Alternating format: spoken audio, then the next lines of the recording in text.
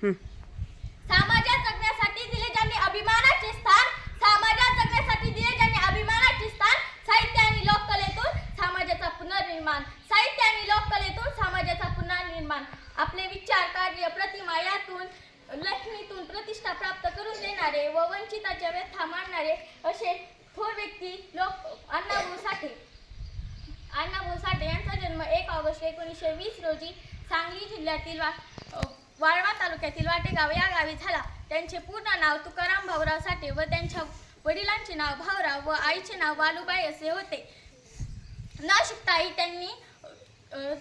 त्यांनी साहित्य क्षेत्रात प्रचंड कामगिरी केली. त्यांचे लोकशाहीर म्हणून नाव लौकिक झाले. ते म्हणत की मी जे जीवन जगतो, बघतो, अनुभवतो तेच मी लिहितो. गरिबी व भेदभावामुळे त्यांना शिक्षण घेता आले नाही.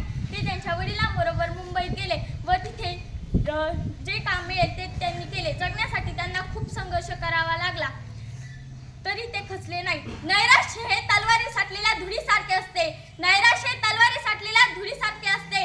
धूळ झटकली की तलवार पुन्हा धार बनते.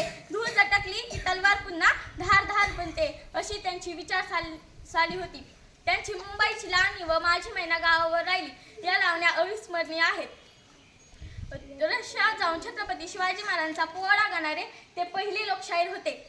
त्यांची फकीरा या कादंबरीला राज्य सरकारकडून सर्वोत्कृष्ट कादंबरीचा पुरस्कार मिळाला. असे भारतरत्न, शिवशाहीर, साहित्यातील साहित्यरत्न, लोकशाहीर अण्णाभाऊ साठे यांचे निधन 18 जुलै 1969 रोजी झाले.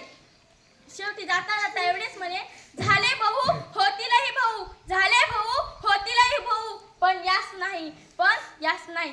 एवढे बोलून मी माझे भाषण संपवते. जय हिंद, जय भारत.